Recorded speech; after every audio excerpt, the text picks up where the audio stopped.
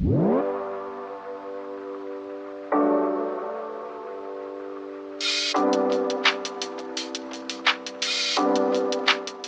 afternoon, good morning, good evening, everybody. It is Saturday, August 8th, and you know what that means. It is time for the High Risk Wrestling Podcast. I am your host, just chilling, grooving. Jeremy Pierce, welcome one and all. You know you can check out the socials, Charismatic Creations on Facebook and YouTube, Charismatic_Creations52 on Instagram, and of course the 215 on Twitter. And today's show, well, Summerslam happened. And it was fine. It was a fine show. I didn't really do what just happened. This show's gonna be the review of it, but we're going to talk about everything that went wrong. Even though it was a good show, wasn't awesome. It's very hard. It's very easy for the WWE to just do a regular fine show, but it's very hard for them to do a great show. And we're going to talk about what went wrong and just things leading up to the event and how the show could have been better. But for now, you know what's next, so just go on and hit my music.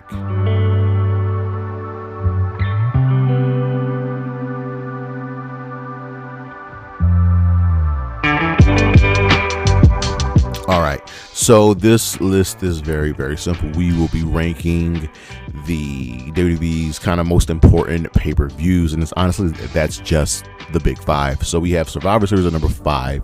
This was, I believe, their first pay-per-view actually to come about, and Survivor Series for a good minute was a very, very important show. It was a very special show, and it kind of just fell by the wayside. I think honestly the last time it felt important, felt something like worth watching, when it was brand warfare with SmackDown, Raw, and NXT during that amazing black and gold era of NXT. Now it's kind of been shoehorned into the War Games event, where the War Games match doesn't matter anymore, and there are no stakes for Survivor Series. You could easily fix that by having the traditional Survivor Series matches, bring those back, and having the winning team get title shots for a specific championship. It's very, very simple. Number 4, SummerSlam. This one just ended. This is supposed to be the summer equivalent of WrestleMania, and they're trying to make it the equivalent of WrestleMania. Is just not there. Yeah, SummerSlam has actually always been a really, really fun show. Rarely have we actually had a bad SummerSlam. We haven't had great ones, you know, we've had good ones, but rarely have we gotten some bad ones, and I think they can really up the ante on it. Number 3, WrestleMania. WrestleMania used to be the showcase of the Immortals, something you look forward to, and the last couple of years WrestleMania hasn't been that, and we're going to dive into a little bit of that today. About it'll come in with SummerSlam, just about why WrestleMania isn't what it used to be. It's a spectacle, it's a lot of things, but at the end of the day, I think I'm safe to say that All In has surpassed it. Number 2, the Royal Rumble. This could very well be number 1, but I feel like the Royal Rumble, it's good. It's a really, really good show. Again, we're going to dive into some of the issues a little bit later, but the Royal Rumble match is the premier match of the WWE, more than Hell in a Cell, more than War Games. It's the premier match, and there's only one match that comes close, which we'll get into a little bit later in this list. But the Royal Rumble is probably the most important show in all of the WWE. And with number 1, and I say that about the Royal Rumble, number 1, I have Money in the Bank. Even though I feel like the Royal Rumble is the most important show, the Money in the Bank is the most exciting show, because there is a plethora of possibilities about who wins the briefcase, what does the company see in them, and when and how will they cash. And Money in the Bank has put itself into the big 5. There originally was a big 4, but now we have the big 5 of Money in the Bank. And my opinion is usually the one show of the year out of all 5 of these events that I look forward to the most. We'll be right back.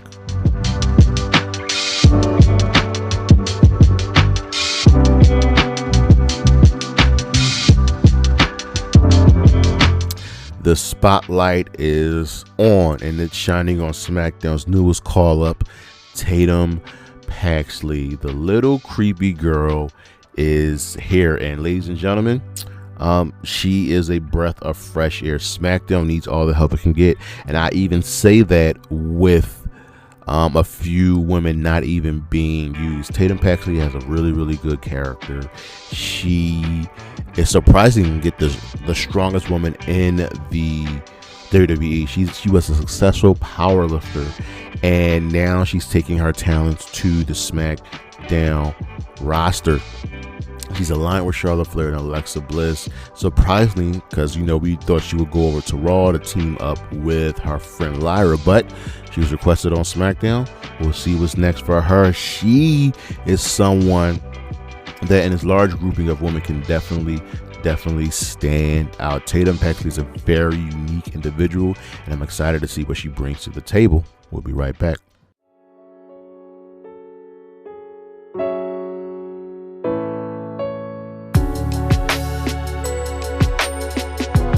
All right, ladies and gentlemen, SummerSlam 2026 went down. It was held in Minneapolis, Minnesota at the US Bank Stadium. And it was a fine show. It was good, not great.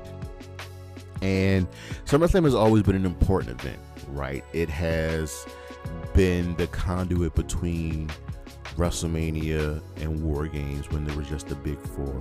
And it had some, great matches. And it's had some even bigger moments like John Cena's return,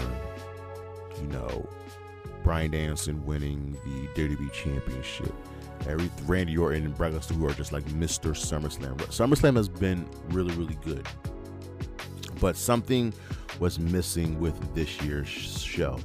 And this year's show, again, wasn't bad, but missing. And I think it's time we start calling the WWE to the carpet, right? SummerSlam has been important. SummerSlam has been a fantastic show, that to the point that cities bid on it and want it just as much as they want WrestleMania, right? But let's look at SummerSlam 2026, right? You can consider this the unofficial review of the show. So Saturday night one opened up with Liv Morgan defending the Women's World Championship against Io Sky. This was Liv's first title defense since winning the championship at WrestleMania. Over 100 days, and she did not put the title on the line. When we do shows like this, we got to get into the nitty gritty and look at the innards of everything. I don't put the blame on Liv. I wholeheartedly put the blame on Triple H. You're going to hear his name a lot. Triple H and his bad booking. Not only that, they start to make note of it. WWE does this thing where they hear criticism and they'll mention it on TV. They'll mention it in the storylines and do nothing about it, right? Liv is an asset. I recognize that. Io Sky is a bigger asset. Io Sky is the best wrestler on the planet. And I figured Io would win because at least she could defend. But it seems like that once Stephanie Vicari went down with her injury, they had no other plans for Liv, right? So we go and look at the WWE roster, right? Let's look at the women's roster on Raw. So you obviously have Liv and Io, right? Asuka's out. Bayley's probably on her way out. She was thinking about Lara Valkyria. Becky wasn't there at the time, but we'll get into that. Ivy now not really being used. Lara Valkyria is in the middle of a feud with Bayley, but Bayley's not doing anything. Maxine Dupree is not wrestling any women. Raquel Rodriguez and Roxanne Perez are stuck in the Judgment Day. Raquel just won the women's IC title. So Ruka just lost the women's IC title, and Stephanie Vicari was out with injury. So there's not much to go off of, to go by, but that's on them, right? If you have so wrapped up with Raquel and Roxanne leading up into SummerSlam, that's fine. So who does? I don't even think Liv wrestled any matches since then. I think she did. She wrestled in the Queen of the Ring tournament. That was it. and then had the nerve to make the finals. Like, are you kidding me? Are you seriously? So Valkyria's out. You're not gonna have Liv feud. What are your options? The Raw women's roster is, well, slim. It is slim. And the crazy thing is there are much more women on SmackDown, and SmackDown has the same issue.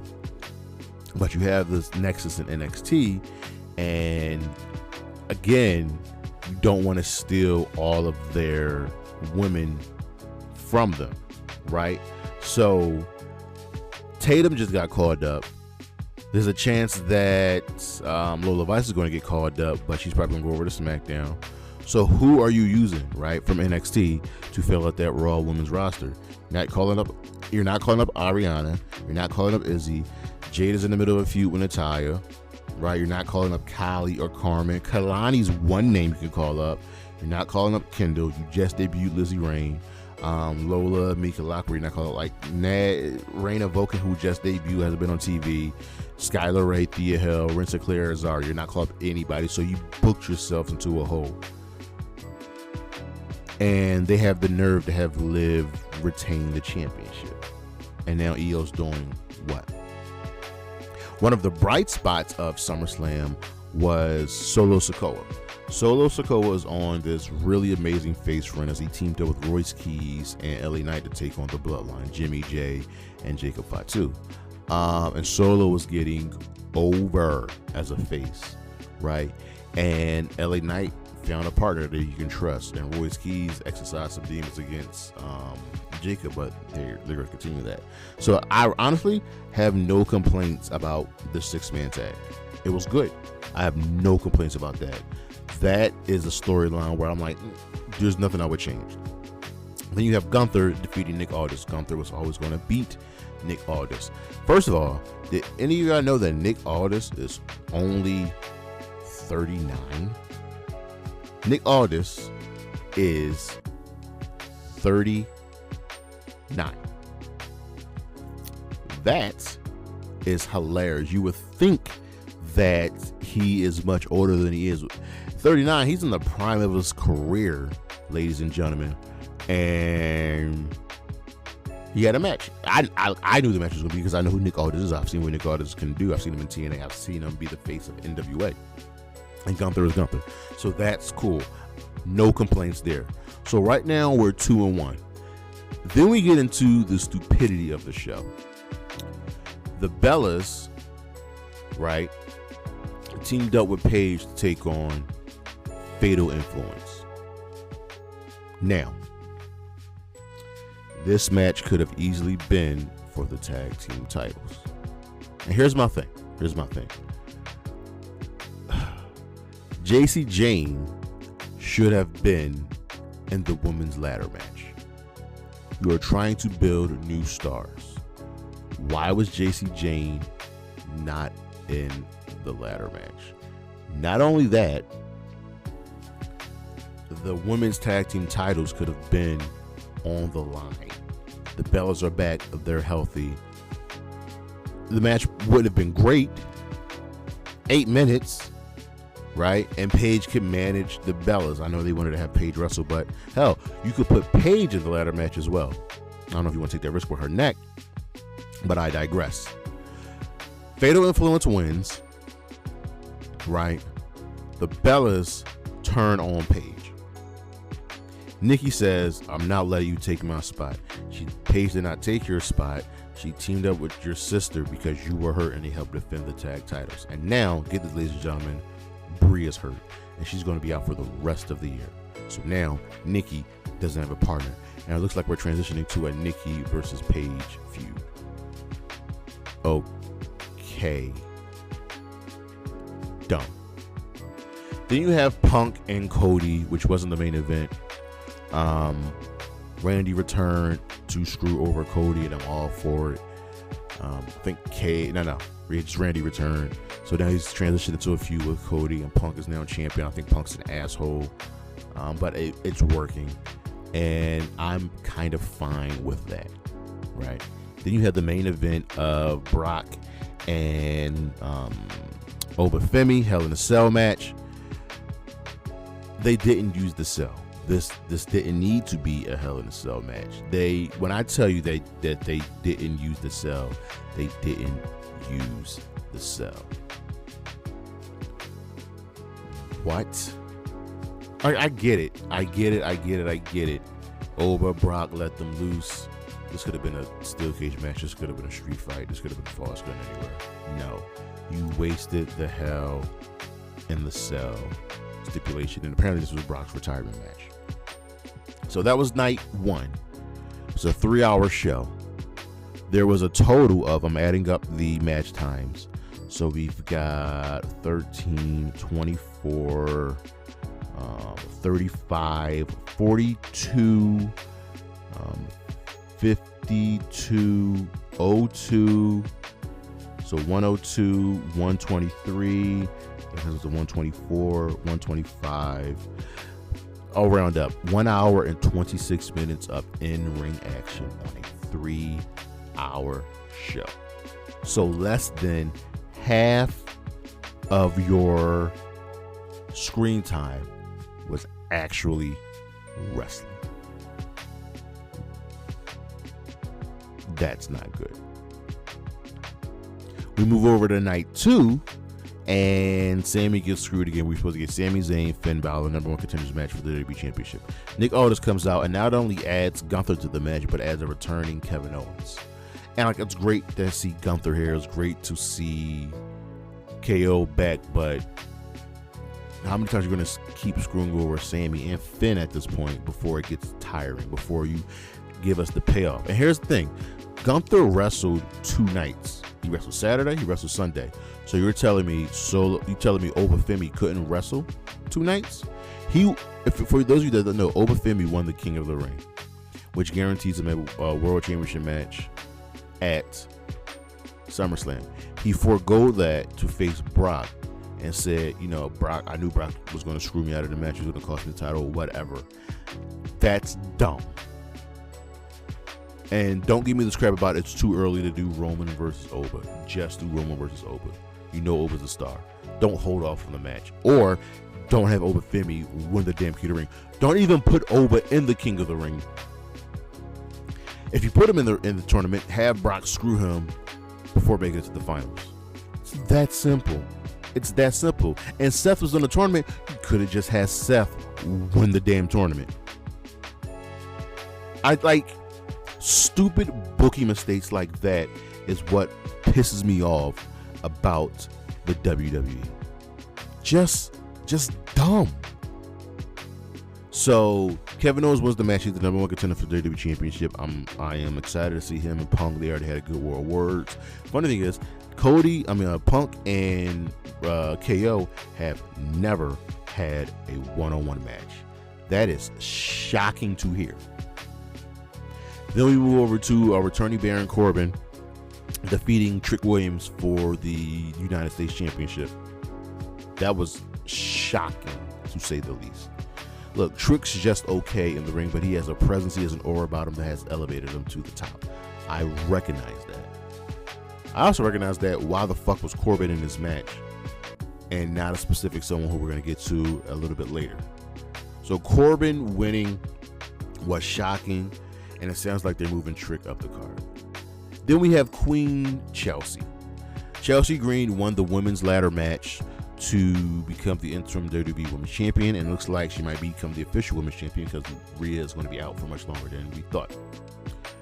So in this match was Chelsea, Charlotte, Jade, Lash, and Tiffany. Right? Tiffany Stratton shouldn't have been in this match. She's United States Champion. We're going to talk about that a little bit later. Where was Joya? Where was Blake? Where was Jordan? We're going to dive into that a little bit later.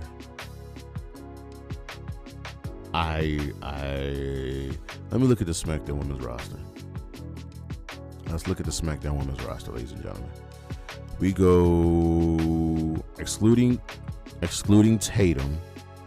The SmackDown Women's roster has Alexa was out with injury. B-Fab, Blake Monroe, Candice LeRae, who they don't give a fuck about anymore. Charlotte, Chelsea Green, Fowler Henley, who's in a tag team title match. I get that. Joya, they don't care. JC, Jade, Jordan, Kiana, Laney Reed, Lash, Meechin, Nia, Tatum, Scoop Tatum, Tiffany Stratton.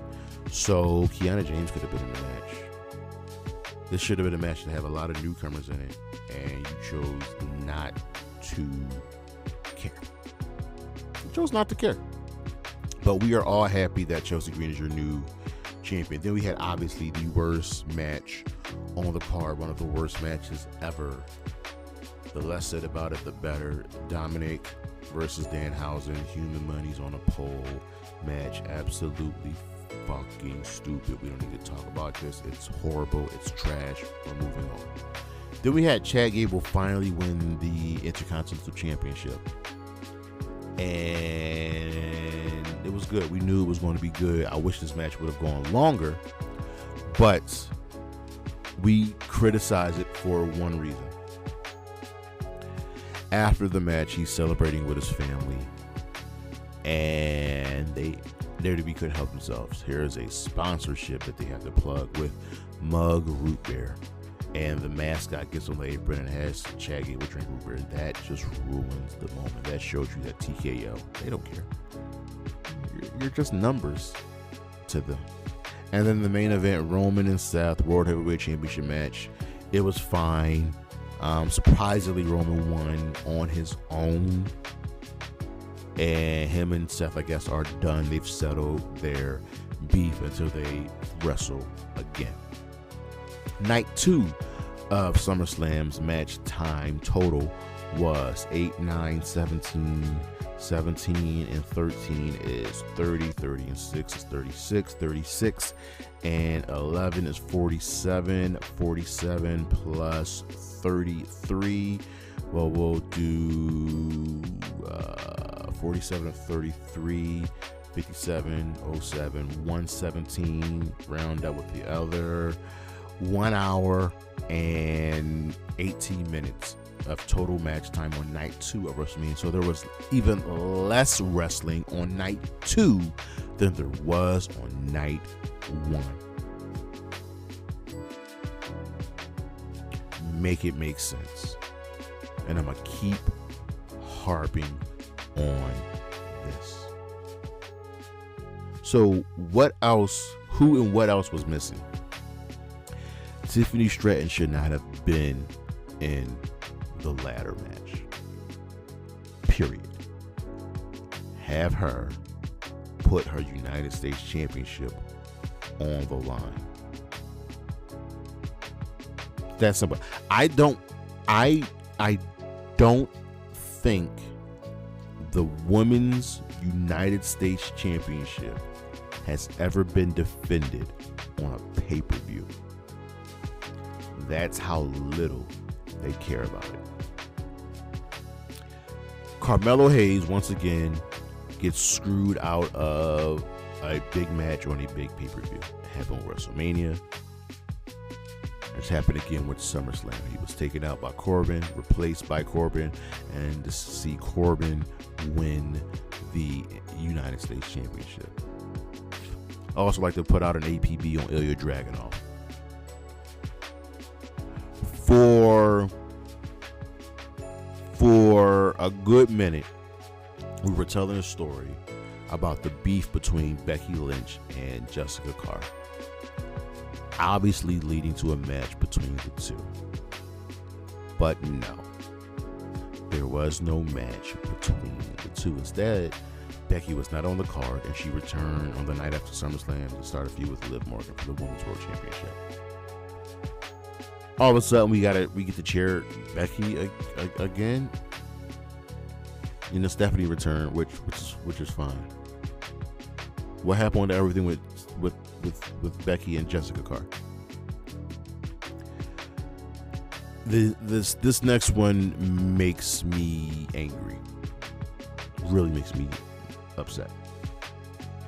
The WWE are squandering Jordynne Grace and Joya.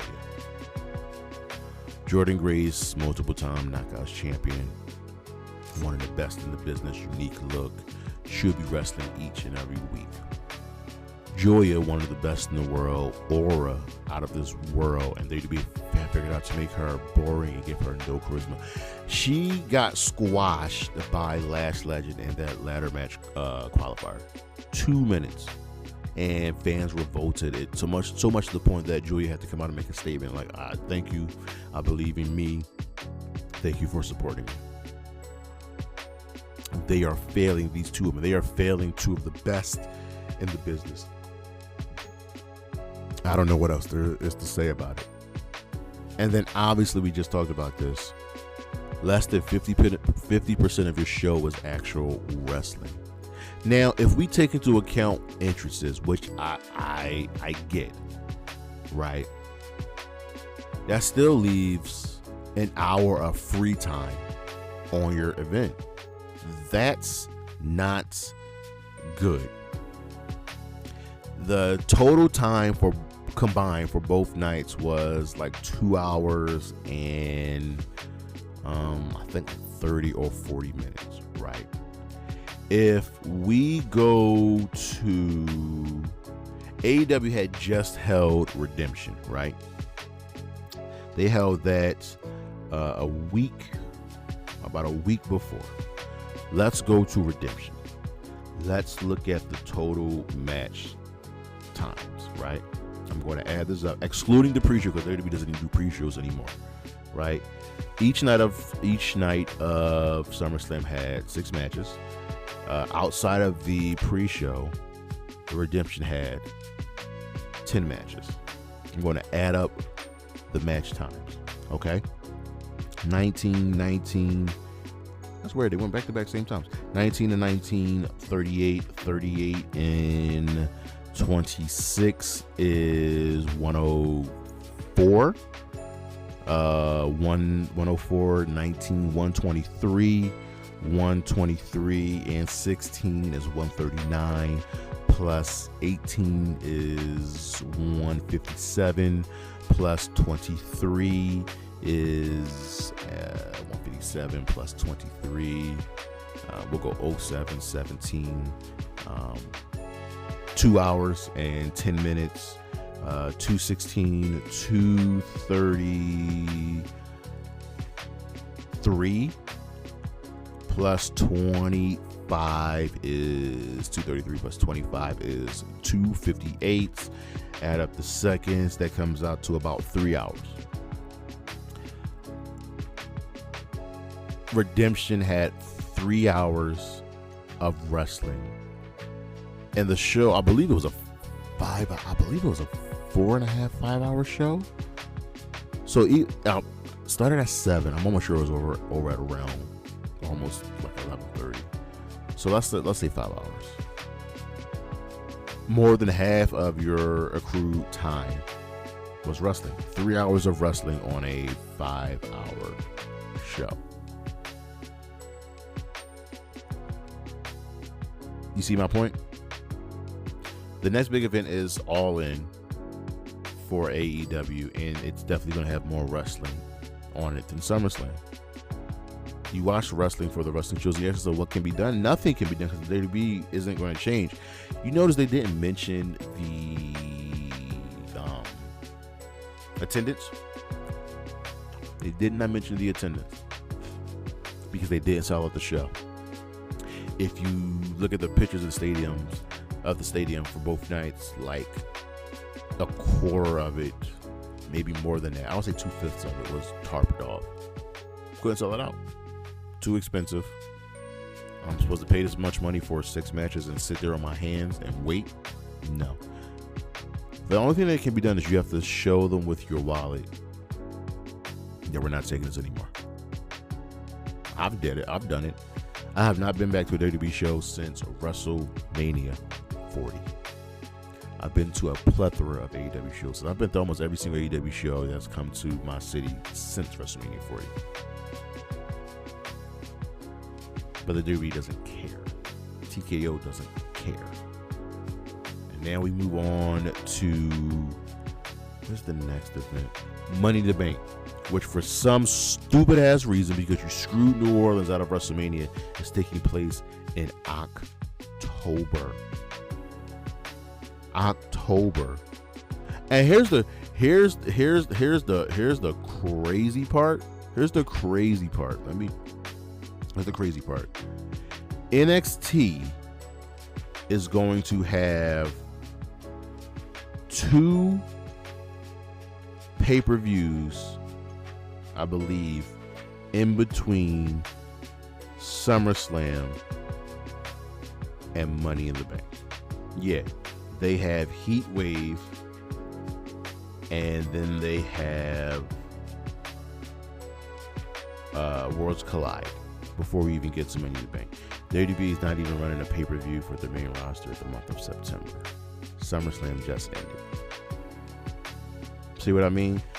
They don't care. And now they've screwed up the time frame for Money in the Bank. All because of Triple H's bad booking. At the end of the day, he's the problem. What more is there to say? That's our show, ladies and gentlemen. Thank you for listening. Thank you for watching. Look on the screen what we got coming up. Check out the socials, Charismatic Creations on Facebook and YouTube, Charismatic_Creations52 on Instagram, and of course, the 215 on Twitter. And as always, Anna J. Willinatiga, Chris Statlander, Hazuki, Isla Dawn Bailey, and Priscilla Kelly. Holla at your boy.